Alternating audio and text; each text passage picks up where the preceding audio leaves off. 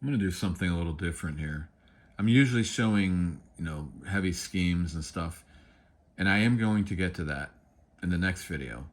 But in this one, I just want to show how distraught this Tom Brady led offense was this year. Early in the year, I thought they were okay for a minute, but pretty much the whole year stunk after the third game. And I mean, there were up and downs. They had a good half against the Bengals, and that was against a team that was a little flat, to be honest. I This was just a bad year, and I have to admit I was probably a little nuts to even think. I think because of Brady, because a lot of these guys are the same guys from the Super Bowl, and it's just hard to believe they have a lot of talent. And if they didn't have all the talent, they would probably went 4-13 or whatever. But it's hard to believe that they wouldn't have been up for a playoff game. Now this isn't the whole team. Todd Bowles has not lost this team. Can Todd Bowles be a head coach? We don't know yet. He's definitely a great defensive coordinator. As a head coach, he hasn't done well at the Jets, but the Jets is a hard place to win. But I did think he was kind of interfering with the offense too much and not, going and getting a vision for the coordinator he wanted and then letting that guy do his thing. But I think he might do it this time. As we know, Leftwich has been fired, and let's see what Bowles does now. But I don't even put all this on Leftwich either. He was mixed with Arians in the last 2 years. And if you go back to powerspread.net, you can go into my search and find my articles during that Super Bowl run of Tampa. And I explain Arians' background, Tom Moore, which goes back to Sid Gilman, the originator of the West Coast offense. And that's a real pro spread he used with Peyton Manning in the 2000s.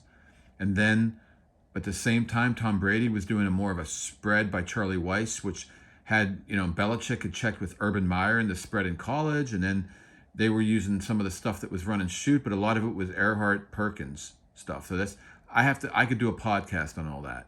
But the thing is, if you go back to my articles, I talk about how Arians sort of brought Tom here to Tampa and meshed what he did at Indianapolis with the Colts with what Tom did with the Patriots, and a little bit of Leftwich, adding a little bit of that modern day power spread into it. Just a little bit, just a tad. A little bit of fly sweeps with Godwin and some other things, okay? It worked out great. Though, in the playoffs, that offense was struggling at times, and they showed signs even then something's up. And then, last year, another good regular season, though they were injured a lot, had some injuries in the playoffs, and then they were just a fiasco against the Rams. The offense that was terrible. And then the breakdowns on defense were bad. And they weren't schematic. It wasn't play calling. It really wasn't. And I could go on that for an hour on that. But it was just the execution by the players, not even getting the play call in. Stuff like that. Not even everybody on the same page. Just bad. So Arians was the head coach. He's the guy in charge, when that stuff's going down. Bowles was the defensive coordinator. Come to the offseason. Brady's having off the field problems, as we know now. Then he retires. Then he comes back. Then Arians retires. Suddenly Bowles head coach. He can't change the offense at that point. Has to go with what it is, and this year's been a fiasco. So, and his defense was breaking down this year as well, even though it wasn't schematic. In fact, those players, they were injured a lot. Everybody was injured, right? That messes things up, definitely. That hurts the operations. But some of that stuff is just inexcusable, some of the breakdowns, and you see it in this game again. Now, the morale is good for a lot of the players, and I'll show you that in this game. I'm going to show you that.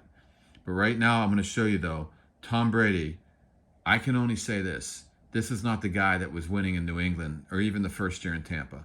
This guy doesn't want to be here. Now look, what's he meditating? We got a ref, get him out of the way. It's just flat. I mean, this is before the game. You should be excited. I mean, anybody can tell me there, is that the Tom Brady we knew? Is that the Tom Brady, we all knew? That's not to me. And then I'm going to come here. I mean, you can try to tell me he was just meditating. I don't know. But,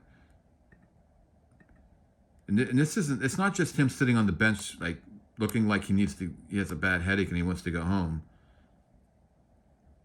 Okay? They come out, first series. Dallas had the ball first. They were a little nervous, whatever. This is a night. What is that?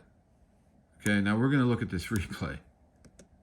No one's blocking the guy in the back end, for the cutback. But there's usually, Aikman in the telecast was saying one of these two. Could be. A lot of times you'll have a tight end type or something come over there and seal off the back edge. But that's just terrible. And it's not even just that.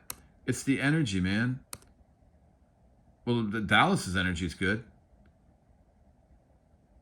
It's just bad. It's flat. It's a playoff game. I really thought the Bucks, with their veteran leadership, might come out. Look at this. Now, this guy's actually open.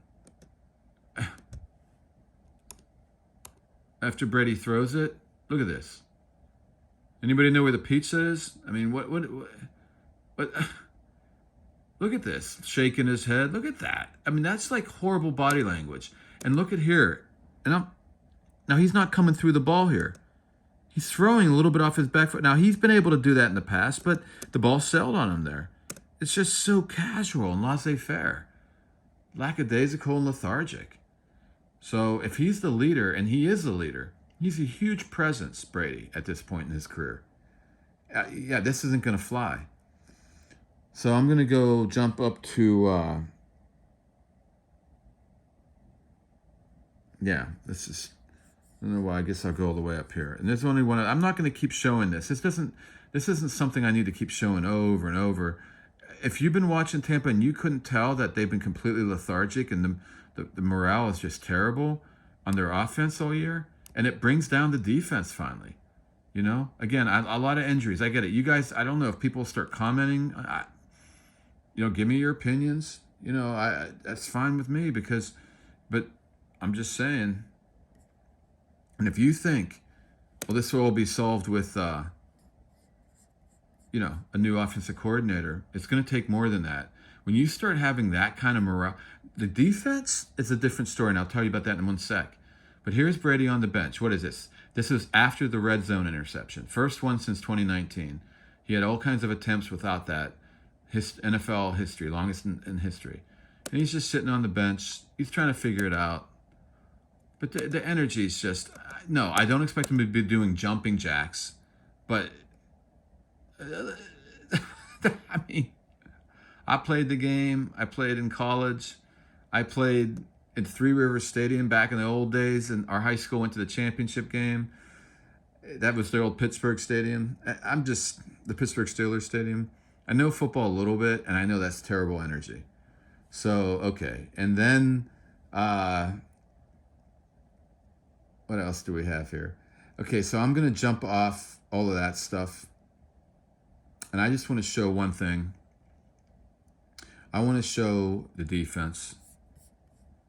Because I want to show you that because Todd Bowles in an interview said, I haven't lost the players. And it's not, we can always have better chemistry, but our chemistry, look at this. Look at these guys jumping. Devin White or whatever, whoever this is. I forget David, which one it is, but ask David. But look at this. Guys are pumped up. Guys are moving around. Guys are talking.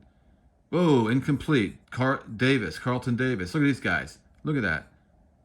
That's good energy. You need to see that on the offense. You need to see that from Brady. And I know defense is different than offense. I'm well aware of that. But this is not good. This is good. This is good. Now, later, they're going to be dejected. Of course. It's like the whole season went. It rubs off. Brady's the leader. I don't know if it was all about the off-field stuff. He's questioning things, getting older. I think it has something definitely to do with the scheme. And it's definitely to do with what Leftwich was trying to do. I don't totally blame Leftwich. I don't totally blame Brady. I don't totally blame Bowles. I would have waited to see what Brady, but obviously, I'll have more to say about that. But obviously, Bowles decided it's not going to be Leftwich. And we have yet to see, I guess, if it's going to be Brady. I want to show one other little, because I want to show that this isn't just one play I'm talking about. I'm going to go a little bit later in the game. Okay. I'm gonna have a sack here. Watch this. Kaboom, Vea, big man. Bring that guy down. Look at these guys. Look at him jumping around like a crazy man. Look at that. Okay, I'm just saying. No, Bowles has the team, man. The team plays for him. I've heard him talk a lot about culture. He's very well aware of culture. He's a strange dude, a little bit. I mean, I don't know the deal with Bowles. I don't know them. He seems like a kind of a strange dude. I love his defensive schemes. I'd love to see his players start to execute them again. They are here. They're doing pretty good here, you know. Okay, and then last but not least, I wanted to show one other thing. Special teams. Okay. Watch this. Kaboom. Bam. Boom. Look at these guys are rolling around, fired up, banging each other off the head. Okay? No, this team, it's not about the morale. It is for Brady. And he's leading that offense. He's flat, they're flat.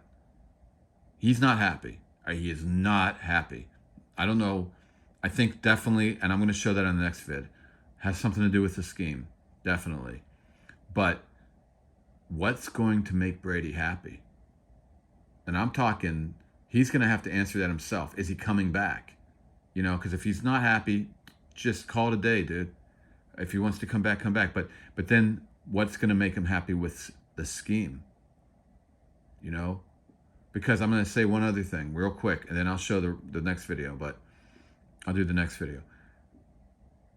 You cannot run what you did in Indianapolis and in New England in the early 2000s, or even any of the 2000s, or even the 2010s, and just think you're going to get away with that today. The defenses are too tough. The schemes are too tough on defense. There's no more, is it man, is it zone? It's neither. It's in between man and zone. It's called zone match or man match or matchup zone. Matchup zone's closer to zone. Zone match is a little further away, and then man match is even further away and starts to get towards man. But it's a mix. There's gap stuff now that Todd Bowles kind of started, where you man the gaps in the zone. There's all kinds of like pre-snap and post-snap shifts going on that they started doing a lot of in college, and now the pros have really picked up on it. No, you cannot run those old offenses. I think that's what Leftwich was. I know that's what he was trying to do. He was trying to evolve it. But and I'm going to show you in the video coming next what happened when Brady was forced to try to evolve.